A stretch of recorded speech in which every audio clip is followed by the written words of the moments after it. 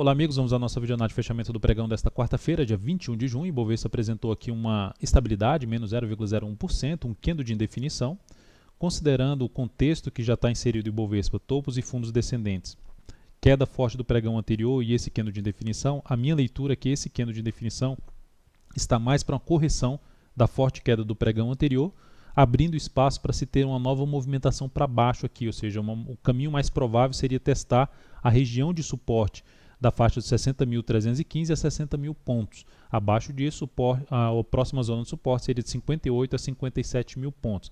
Para que o Ibovespa gere alguma sinalização um pouco mais relevante para cima, o ideal seria voltar para cima de 61.600 pontos, um patamar aqui que foi definido como suporte, aqui funcionou bem como suporte e agora tende a funcionar como resistência, chamada mudança de polaridade. Então, enquanto não voltar para cima desse nível, ainda fica no meu modo de ver, na minha leitura aqui do gráfico, uma perspectiva mais ainda de baixa, mesmo que venha superar a máxima do pregão de hoje, 61.187 pontos. Lembrando, se essa videoanálise está sendo útil para você de alguma forma, dê um joinha aí, um like no YouTube. Desde já agradeço sua valiosa audiência. Vamos então aqui falar dos futuros.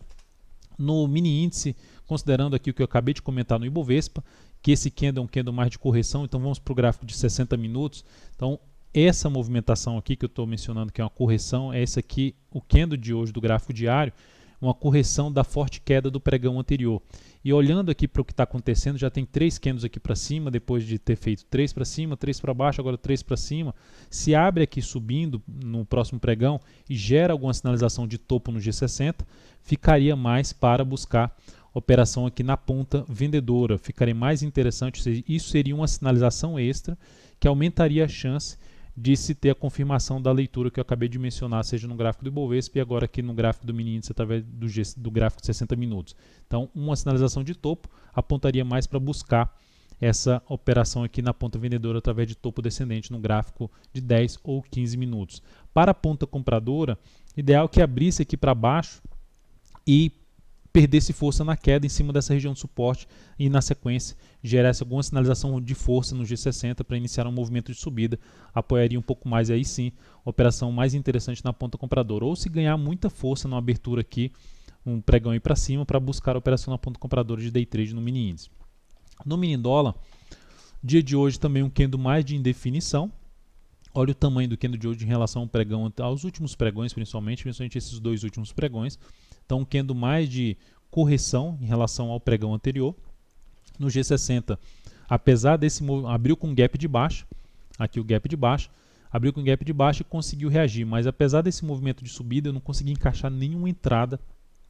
Olha como aconteceu esse movimento de subida pelo gráfico de 10 minutos, que é o gráfico que eu busco os pontos aí de entrada. Então, difícil identificar um ponto de entrada e principalmente a condução em cima dessa tendência que aconteceu no G60, bem confuso, no gráfico de 10 minutos, bem confuso essa forma de movimentação aqui, com muita sombra inferior e sombra superior, isso atrapalhando bastante ao ponto de entrada e a chamada relação risco-ganho da operação. Os movimentos não andaram aqui no pregão de hoje, ainda mais aqui ficando de forma indefinida neste momento. Se a gente olhar para o G60, temos aqui um movimento de alta, movimento forte, movimento para baixo, movimento para cima e trazendo aqui uma nova movimentação para baixo. Algo semelhante ao que eu comentei no Ibovespa, só que é o contrário.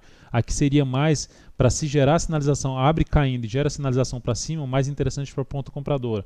Abre também aqui subindo e gera alguma sinalização de fundo ascendente acima desse patamar de 3.344, também, isso num gráfico de 10 ou 15 minutos, fica mais interessante para se buscar operação na ponta compradora, ou seja, para a ponta vendedora teria que gerar alguma sinalização mais relevante aqui depois de tentar subir e gerar alguma sinalização relevante para baixo, seria o mais interessante para a venda, ou dentro do teto que eu falei no mini índice, se gerar muita força aqui para baixo, também apoiaria a possibilidade de se buscar topo descendente no gráfico de menor periodicidade. Na PTR4, o pregão de hoje foi de forte queda de 1,86%, candle grande de baixa, ainda sem nenhuma sinalização clara de perda de força nessa movimentação para baixo, lembrando o suporte mais próximo para Petro intermediário aqui no semanal, na faixa ali dos R$ 11,20 até os R$ 11,00 número redondo. Depois disso, R$ 10,50. Por enquanto, eu não identifico nenhuma sinalização de reversão ainda nesse atual movimento de baixa na PETR4 para se buscar a operação aí de compra contra a tendência. Operação que seria mais arriscada. Na Vale 5, dia de alta de 3,49%.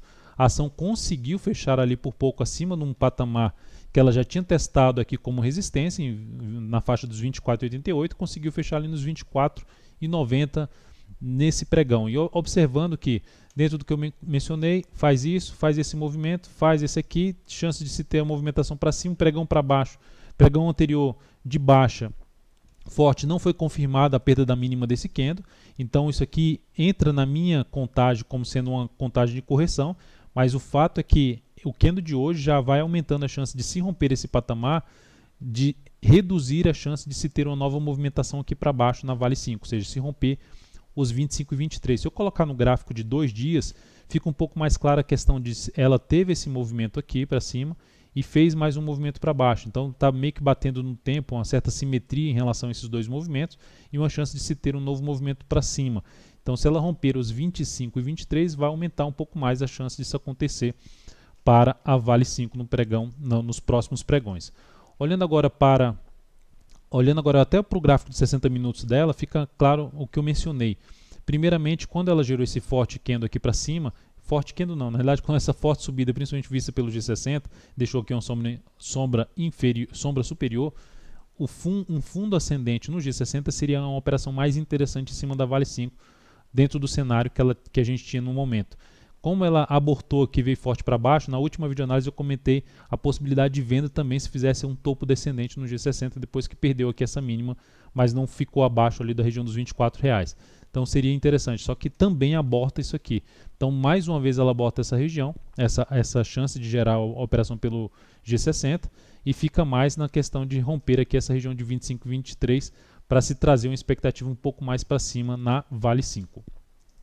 Olhando então agora para os próximos ativos, YouTube 4. O cenário geral para operações de swing trade na ponta compradora está bem mais difícil nesse momento. Olhando para a YouTube 4 representa bem isso. Olha só a indefinição que aconteceu depois do gap de baixa do dia 18 do 5. Mas olhando para o semanal, a gente tem 4 candles ali para cima no gráfico semanal, né, meio que lateral, uma subidinha muito fraca e traz a chance até de gerar algo mais para baixo.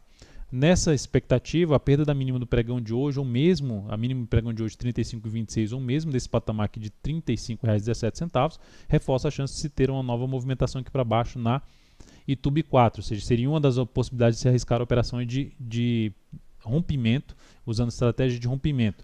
Para a ponta compradora, o ideal é que esse ativo faça um rompimento aqui dessa região e use essa região como suporte, chamado pullback, para buscar compra de fundo ascendente em cima da YouTube 4. Enquanto isso não acontecer, fica mais arriscado a operação na ponta compradora em cima do papel.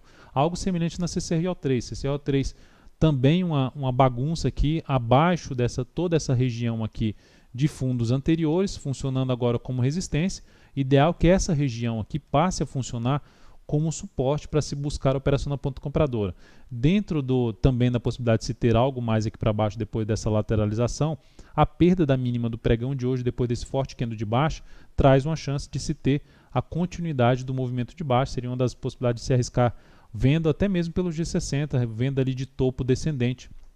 Seria uma das alternativas com stop mais curto ali no gráfico de 60 minutos da CCRO3. Algo semelhante na BRML3, ativo que gerou até topo e fundo ascendente, mas aqui superou por muito pouco o topo anterior, gera uma primeira sinalização aqui forte para baixo de um possível topo duplo.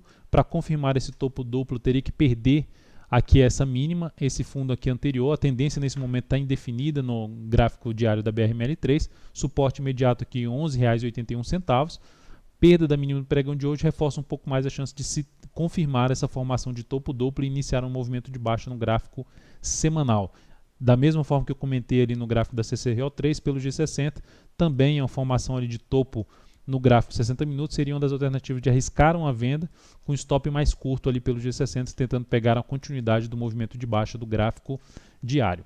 Então é isso, amigos, muito obrigado por sua atenção, um grande abraço e até o próximo pregão.